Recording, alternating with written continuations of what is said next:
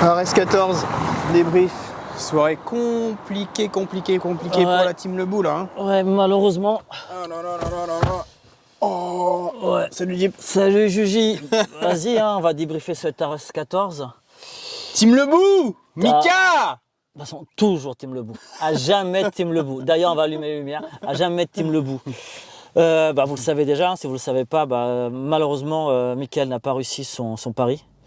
Il n'a pas pu remporter la ceinture. Pourtant, il était prêt. On a suivi sa prépa. Il rigole pas, Mickaël. Ouais. Mickaël, chaque fois qu'il fait un truc, il donne toujours à fond et tout. Parce qu'il disait, hein, depuis septembre, il a enchaîné 2 combats. Un gros combat contre Karl. Pas à prendre à la Rapproche-toi de moi, je crois que t'es pas dans la guerre. Et après ce combat contre Staropoli, mais après voilà, un combattant très très solide.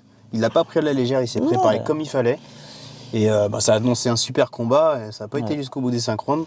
Non, on est un peu sur le choc, hein, je vous dis la vérité. Gros chaos. On va essayer d'analyser un peu le combat quand même, un tout petit peu. Premier round, Mickaël a commencé comme un diesel, comme il est. Mais voilà, Après, il savait que c'était du 5 rounds. Il nous l'a dit, il prend son temps, il aime bien poser son jeu, poser sa stratégie. Et il a pris des coups à un moment donné. Il a pris un coup ou deux qui ont touché au visage. Mais derrière, il a quand même connecté. C'est-à-dire, il envoie un crochet gauche, il touche. Ça descend un petit peu. L'Argentin touche le sol et remonte. Et Mickaël finit très bien avec l'intelligence de combattant qu'il a. C'est-à-dire qu'il finit la fin du premier round, en plus avec... il lui prend le dos, il part en lutte pour l'emmener au sol. Donc là, nous, on se dit à ce moment-là, la stratégie de Mickaël, c'est d'aller à un moment donné en lutte au sol. D'ailleurs, on lui a posé la question après en conférence. Oui, tout à fait. Après, pour un premier round, on sent quand même le danger côté argentin. On sent que quand ça connecte, des deux côtés, c'était le bras arrière qui frappait lourd. L'Argentin frappait encore plus lourd que Mickaël. C'est ce que j'allais te dire. Plus puissant l'Argentin. L'Argentin, franchement, très honnêtement, il avait la rage contre Mickaël. Mickaël lui est rentré dans le cerveau. Je pense que ça fait 1 mois qu'il ne dort pas, l'Argentin. Parce qu'il l'a dit. Hein. Ça, franchement, voilà. Et tu sens que l'Argentin était venu pour combattre sur 3 rounds. Il n'aurait pas tenu sur 5 rounds. Il donnait tout ce qu'il avait. Il y avait une dépense d'énergie. Tous les coups qu'il lançait, c'était du 100%. C'était lourd. C'était du lourd, c'était puissant. Très ancré dans le sol, comme tu aimes bien le dire. Ouais, très ancré dans le sol. Non, oui, parce que tout part de là. Toute la puissance part du sol. Mickaël, non, était beaucoup plus détendu. Hein. Beaucoup plus relâché, il économise justement d'énergie. Il avait dans sa stratégie de 50, quoi. Je pense qu'il était parti. Je pense qu'il voulait, 4e, 5e round. Il comptait essayer de finaliser, en tout cas, c'était 4e, 5e round. Mais voilà. Stratégie qui s'est retournée contre lui, parce que je pense que même au second round, moi je l'ai vu vachement reculer, en fait. Et vachement, il n'y avait pas de pression vraiment contre la cage, mais il y avait quand même un cadrage de l'Argentin, mais Mickaël le laissait venir en fait. Et je me dis, waouh, c'est quand même dangereux avec un mec qui frappe lourd, qui a un bras arrière comme ça, de ne pas avoir ce recul ou pouvoir tourner contre la cage. D'ailleurs, Mickaël le dit après, en conf, il nous dit clairement, je laissais égrener les secondes. Et gagner du temps par rapport à ça. Alors là, tu peux demander pourquoi. Parce qu'il était frais, il avait la stratégie en tête, il dominait en striking, il avait l'option lutte en plus et sol derrière. Ouais, mais là, justement, il se dit, je laisse passer, j'observe mon adversaire, je le laisse et... On n'est qu'au début du second round. On est frustré. Oui, on est frustré. Là, limite, on refait le combat. C'est pour trouver des solutions et tout. Non, franchement, voilà, le seul truc qu'on peut regretter, on en regrette plein, mais vraiment le truc qu'on regrette, c'est que, en effet, c'est dommage que Mickaël parte comme ça. Oui, c'est ça. On aurait voulu une guerre en fait en synchrone. Perdre, oui. Au bout des 5 rounds. Surtout qu'il a jamais perdu de cette façon-là. Il n'a jamais perdu de cette façon-là. Et il part comme ça alors que franchement, il ne le mérite pas. Et, personne ne le mérite. Hein. Si, il y a des gars qui méritent, franchement, mais voilà. Non, mais voilà, pour être plus sérieux, c'est vrai que Mickaël, lui, non, pas lui, quoi. Pas notre légende. Franchement, il nous a fait kiffer toutes ces années-là. Il a fait partout, depuis 2011, 2012. À l'UFC. L'UFC en 2014, il a combattu en Pologne à l'UFC. En Pologne, il a fait le M1. Il a fait le Bama, il a fait le Cage Warriors. Franchement... Il nous a régalé. Il y a des bails. Allez voir les bails. Allez voir les bails. Franchement, voilà. C'est pas pour faire de la promo pour la bagarre. Ça n'a rien à voir avec ça. On s'en fout. Tu sens l'expérience. C'est pour lui, quoi. Voilà. Le vécu. Franchement.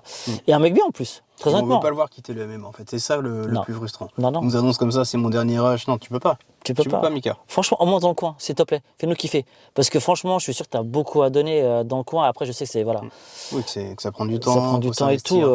Et d'ailleurs, il y a Reda qui combat bientôt au MTGP le 24 juin, qui était dans son coin. Sur une carte. Sur une carte c'est pas une grosse carte, c'est même plus une grosse carte. Monstrueuse. Donc voilà. C'est une dinguerie. Tout simplement pour dire son coin. Mais ouais. Les 77, ça devient quoi, Arès? Alors 77, voilà, c'est ça. On a posé la question à notre cher ami Fernand Lopez, qui est l'organisateur, quelque part, le décideur de ceux qui vont combattre pour la ceinture. Et on lui a posé la question, Baki. Il a dit, ouais, mais Baki, avant, il y a peut-être un petit combat que je prépare avec Aldric. Donc avec Aldric. Le coach de Nice. De Nice, et ce serait avec... Qui a Virgile et qui a Alex. Et c'est Alex Zola contre Baki. Voilà ce qui est en train de préparer ça. Est-ce que le vainqueur des deux irait combattre pour la ceinture? Il y a le petit, c'est affectif Mané. Qu'on adore. Qu'on adore. Chaque combat, il nous montre des trucs de dingue. Monstrueux. Franchement, s'il ne met pas pour la ceinture, monstrueux. On va commencer à faire monstrueux. Pour venir sur Fernand Lopez, aujourd'hui sort aussi l'interview d'Abdel Kasnadji, qui est le fondateur du MAGP. Allez voir. Il y a des choses qui dit, allez voir l'interview. Mais voilà, revenons donc à la ceinture de 77. Ouais, parce qu'Abdoul apparemment ne combattra plus à Arès. Il aurait apparemment une promesse avec l'UFC. Et on le verrait combattre à l'UFC le 2 septembre. Ouais, après ça reste du conditionnel. À Paris, en France. Ça reste du conditionnel. L'UFC à Paris, c'est quasiment fait. Ah oui, non. Ouais. Voilà. Sur Abdoul, c'est une promesse. Rien, voilà, c'est pas booké. Ouais. Mais est-ce qu'il y aurait 2,77 ? C'est-à-dire et Cédric Doumbé et Abdoul, voilà, c'est peut-être le gros point d'interrogation. Est-ce que en effet, il serait peut-être pas en 70 ? Ah mais Abdoul, il est en 70. Non, ouais, mais je sais pas la promesse à combien elle est faite. Est-ce qu'elle est oui, tu vois ce que je veux dire ? Je ne connais pas les termes du contrat. Le qu'il a fait avec Clément Marcoux descend à 70, je pense que il visait l'UFC. En tout cas. Mais après, ce serait bien qu'il fasse un combat à 70 à Arès pour se tester. Parce que je sais pas s'il a déjà combattu à 70 en fait. Bah oui. Bah, on sera en tout cas, nous, voir Abdoul combattre à Arès, on est pour. Donc, et le premier, il y aura Arès. Donc le vendredi 1er, Arès. Et on sait déjà que Anissa Meksen sera aussi sur la carte. Oui, parce qu'elle est bookée pour la carte Arès 15. Arès 15, du mois de mai. La plus grosse carte de Arès. Et ils l'ont rebooké derrière, donc multi-fight signé pour Anissa à Arès. Et on la verra le 1er septembre, effectivement, la veille de l'UFC. De l'UFC. Et pour Jimmy Vienno aussi, qui signe aussi à Arès pour multi-fight, pareil. Grosse carte d'ailleurs pour le 15. Pour le mois de mai, pour Arès 15, le 11 mai. Et d'ailleurs le 12, il y a le Bellator. Énorme. Ouais. Donc revenons à Arès. Désolé, on est encore sous le choc. Bon, que dire sur Michael, de toute façon, je pense qu'on va le réinviter à la bagarre. Ouais. On va débriefer tout ça, on va reparler de sa carrière, on va parler des grosses guerres qu'il a faites et surtout savoir le dessous de tous ces combats qu'il a menés au M1 et tout. Je pense qu'il y a des. Non, toi, tu peux lâcher les bails. Attends, c'est fini, c'est derrière toi. C'est bon, c'est vrai, c'est fini, bon. Mika. Tu peux, lâche les bails, tu viens tout lâcher. Tu peux. Donc, ouais, il y a eu d'autres combats. Un autre combat pour la ceinture, féminin cette fois-ci. Oui, Ivana Petrovic contre Wozniak. Combat accroché au final.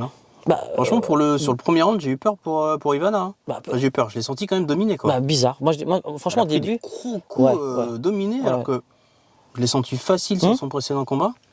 Ah non, mais là, concrètement, le premier round, elle le perd. Elle le perd, mais aisément. Il n'y a pas photo. Le deuxième, ça commence à s'inverser. Ah, si, on n'a pas. Il y en a qui disent arrêt prématuré pour Mika. Oui, mais Mika lui-même a dit que non, que l'arbitre a bien fait son job et tout, donc... il n'en veut pas, Loïc Pora, qui est un très bon arbitre, et il dit, il a fait son job, il réagit dans la seconde. Et Loïc Pora connaît très bien Michael. Ouais, mais je pense que l'orgueil du combattant se dit quand même, arrêter trop tôt. Parce mon avis perso, pour moi, c'est pas arrêter trop tôt, parce que, franchement, il se relève et il est en train de se relever. Tu peux pas revenir comme ça aussi vite. Alors, je veux dire très honnêtement, un autre arbitre, j'aurais dit Moi j'aurais tilté, sincèrement, j'aurais dit arrêtez trop tôt. C'est Loïc Pora. Je dis ça parce que Loïc Pora, c'est pas parce que c'est Loïc Pora et que voilà, on connaît Loïc Pora. Je dis que c'est Loïc Pora parce que Loïc Pora l'expérience. Connaît à l'expérience et connaît Oui, d'accord. Qu'il a entraîné, Mika, il connaît très bien. Exactement. Est-ce qu'il n'y a pas justement un souci d'affect là-dedans? Et c'est que c'est son dernier combat. Ouais, Tu crois vraiment qu'il a envie de lui dire je vais te laisser finir ta carrière sur ça? Je pense pas. Ouais, Surtout connaissant en plus Loïc Pora. Non, c'est le gars qui t'envoie des mecs à la guerre. Donc voilà, on a des bails quand même lorsqu'il était coach. Donc voilà, non, c'est pas style. Donc non, malheureusement, je pense qu'il a bien fait de l'arrêter et que voilà. Bon. Revenons donc Pardon. à notre combat. Donc ouais, finalement, elle gagne logiquement. Ouais, logiquement, mais pas aussi facilement qu'on l'aurait cru. Après, il y a eu beaucoup de fatigue. Il y a eu soumission au 4e round. Je pense que dès la fin du 2e round, il n'y avait plus rien. Bah, c'est simple. 3e round, alors on se retrouve dans la même situation quasiment. Entre 3e round et 4e round, elle arrive à lui prendre le dos. Oui. Sauf qu'au 3e round, elle finalise pas parce que son adversaire n'est pas suffisamment fatigué. Et c'est pas la même position. Ouais, c'est pas. Je sais pas. Pour moi, il y a un petit manque de technique quand même, de placement, quoi. Ah oui, oui. Tu peux quand même finir sur 3 minutes de dos. C'est pour ça que je dis ça. C'est parce que je pense justement qu'elle n'est pas suffisamment forte techniquement et que grâce ou à cause de la fatigue de l'autre, du manque de cardio de son adversaire, c'est pour ça qu'elle finalise. Tu vois ce que je veux dire? Je suis complètement d'accord avec toi, mais c'est parce que l'autre est plus fatigué qu'elle va la finaliser. Oui, au 4e. Elle a finalisé, pardon. C'est vrai que ça irait pas au bout, de toute façon, après. Voilà. Non, ça pouvait pas. Leur cardio, leur jauge était en train de. On le voyait, c'était criant. C'était criant. En plus, il y avait un manque de puissance aussi. Donc, je sais pas, son prochain combat, qui est-ce qu'ils vont booker? Parce que c'est vrai que les opposantes féminines, je pense, assez compliqué à trouver quand même. La règle a changé. Tout à l'heure, on vous parlait de Baki pour la ceinture. Parce que la règle a changé. Aujourd'hui, un fighter est en train de changer. Elle va être actée maintenant dans le code du droit du sport. En tout cas, voilà, dans le MMA. C'est qu'un combattant qui a, à partir de 6 combats, il peut combattre contre n'importe qui. Il n'y a plus la règle. Voilà, des plus ou moins 4 combats. Voilà, jusqu'à 10 combats. Aujourd'hui, un combattant qui a 6 combats en MMA peut combattre un mec qui en a 18, 20, 25 combats. Voilà, il est plus. Donc voilà, pour ça, un Baki. Ça va débloquer quelques situations. Ça va débloquer beaucoup. Voilà, ça va donner aux organisateurs plus de possibilités. Et aussi aux managers de faire plus attention.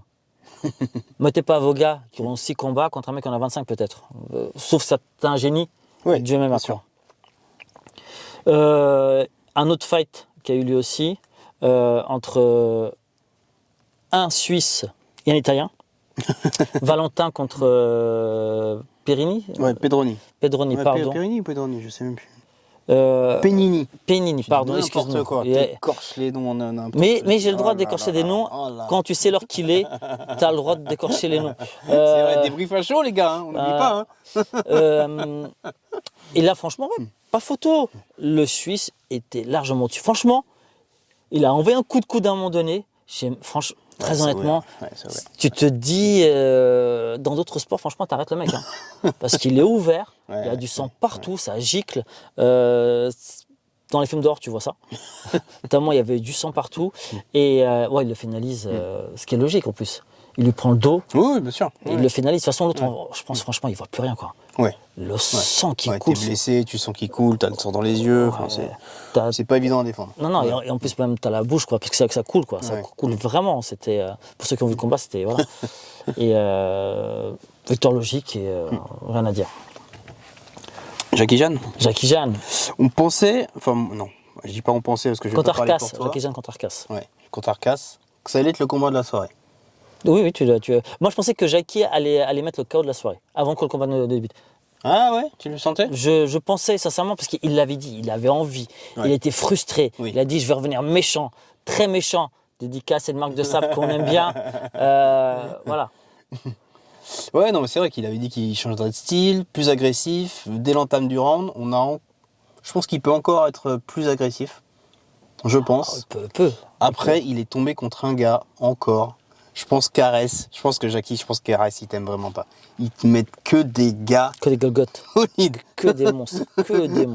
Bouganem. Ils t'ont mis Virgil Hogan. Que des monstres. Non, mais sans déconner. Les mecs, ils sont épais. C'est ça. Comme une porte de coffre-fort. C'est un truc. Non, mais il l'a dit, il va descendre de KT. Parce que je pense que les gars qu'il prend là, ils sont vraiment lourds. Et pour avoir vu les coups de genoux qu'il a envoyés, on s'est dit au deuxième round, le mec il tombe. Mais combien de coups de genoux il a envoyé surtout? Et le mec il pliait, mais il revenait à chaque fois. Il pliait. C'est pour ça qu'on se disait, il va le finir. Il a demandé en striking, il s'est amélioré en lutte.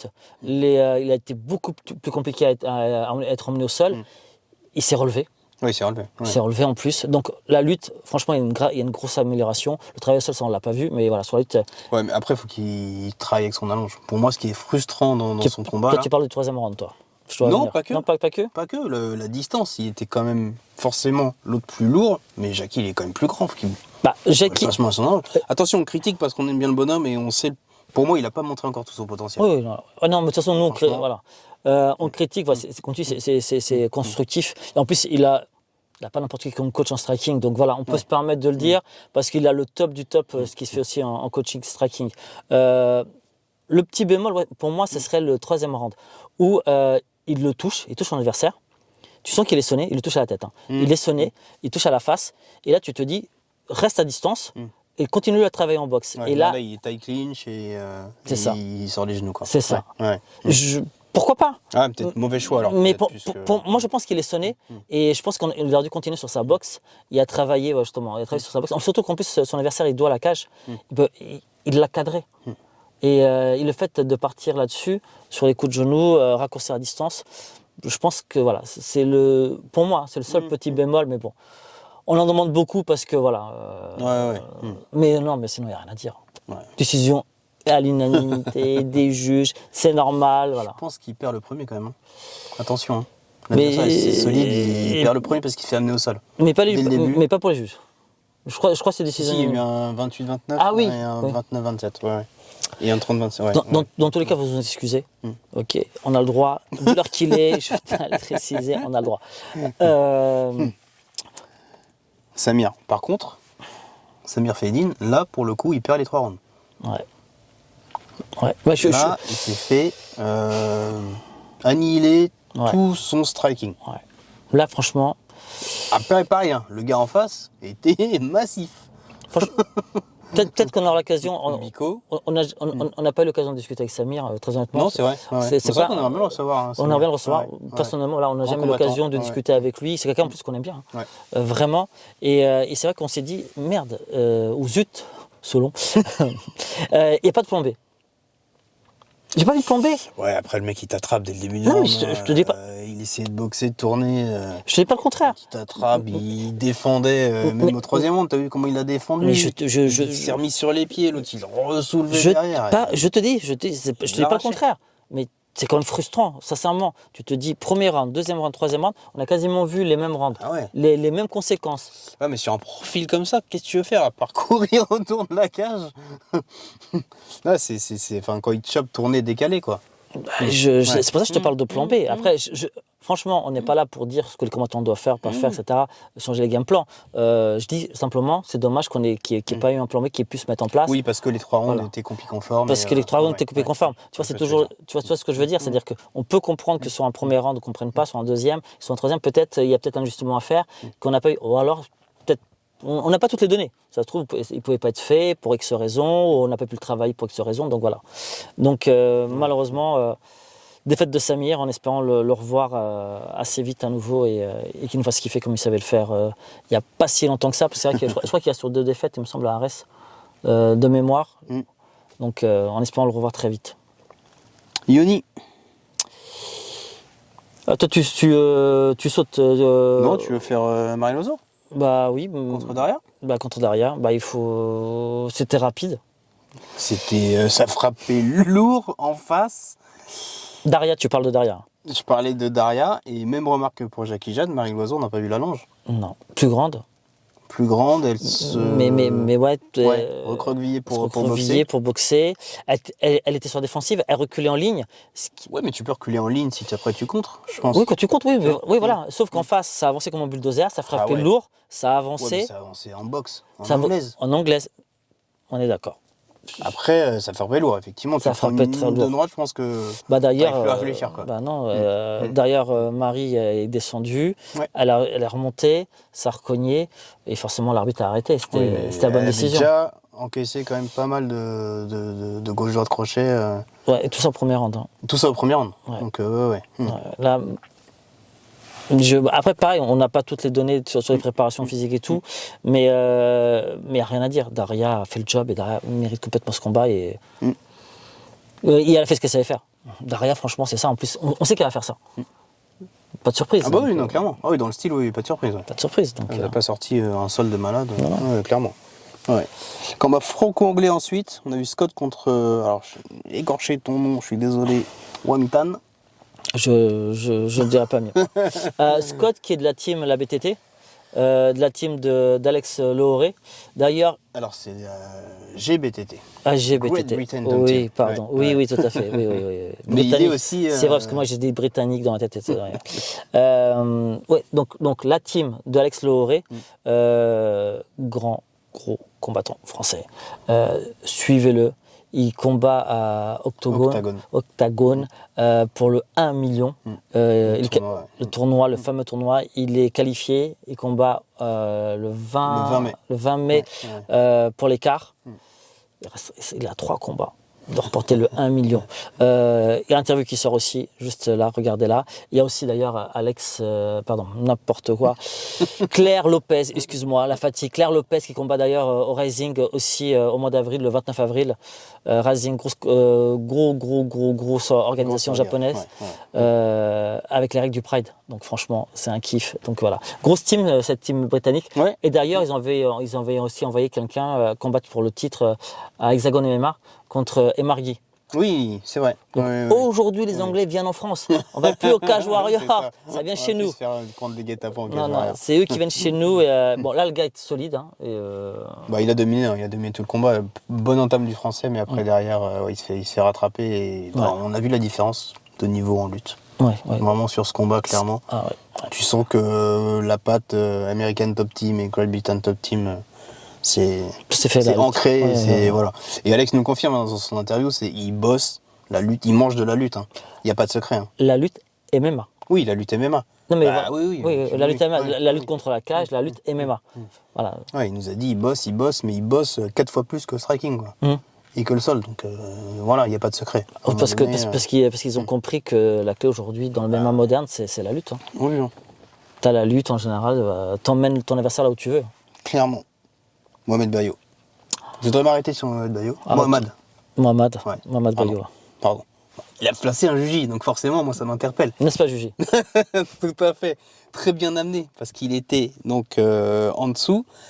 Très bien amené, parce qu'il crée des équilibres. Je sais pas, vous regardez la vidéo. C'est très, très bien amené. Il crée des équilibres. Il passe sa main droite sous la cuisse de l'adversaire. Il l'amène avec ses hanches. L'adversaire est déséquilibré vers l'avant. Il tient déjà le bras. Il balance, il passe ses jambes. Magnifique Juji. L'adversaire ne peut pas défendre parce qu'il est vraiment sur l'avant et ça passe au premier round en 1 minute. C'est ça. On n'en voit pas beaucoup des comme ça d'en dessous et ils sont aussi magnifiques. Ils sont superbes. Non, super. Moi j'aurais mis soumission de la soirée. J'espère qu'il a pris. Ferdinand, j'espère que tu lui as donné la soumission de la soirée. En sachant en plus qu'il avait perdu son combat précédent par une soumission. Beau retour. Franchement, beau retour Yoni alors. Voilà. C'est bon, on peut terminer. C'est bon. Sacrée guerre. Sacrée guerre. Combat qui va d'ailleurs à la décision partagée. Grosse guerre, franchement, ils sont soumis. Elles sont. Comme d'hab, de toute façon. La bagarre, la vraie bagarre. La dure. Celle, franchement, celle qui triche pas. Celle, tu vois, voilà. Et d'ailleurs, ça a bien lancé la soirée. Et victoire de Yoni à décision partagée. Et franchement. Se remettre comme ça de soirée, je pense qu'il faut du temps aussi pour récupérer. Parce que... clairement. Donc voilà, on a fini le débrief.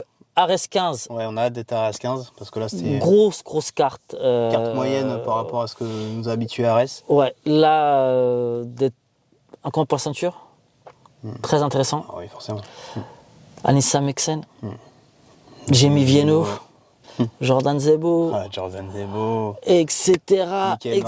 Michael Marisardi. Bref, je ne vais pas tous les citer parce que je vais m'y perdre. Il n'y en a pas encore tous les noms. Et ça, c'est dingue. Oui, c'est clair, et ça, c'est dingue. On espère qu'il n'y aura pas de blessure, pas d'annulation, surtout pour Jordan et Michael, parce qu'on a envie de voir ce combat. Grosse opposition. Le lendemain, il y a le Bellator. On en parle là parce qu'on n'a pas l'occasion d'en parler. Bellator, grosse carte de français. La Hatch, très bien représentée. Il y a Grégory Baben, Fabakari qui revient combattre. David Ne m'aide pas surtout. Non. À cette heure-ci, ça aide pas. On vous mettra tous les noms parce que la fatigue est là. Il y a Mansour qui combat, si je ne me trompe pas aussi sur cette carte-là. Et tous les autres, je suis désolé. Oui, en plus, ça arrive vite, c'est le 12 mai. C'est le 12 mai, c'est le lendemain. Ah ouais, encore un week-end de dingue. Week-end MMA. Restez connectés. Exactement. Bonne soirée. Vous nous excuserez pour certaines... Voilà, là, il est vraiment tard. Et on se dit à très vite. À la bagarre. Ciao, ciao les gars. Merci encore.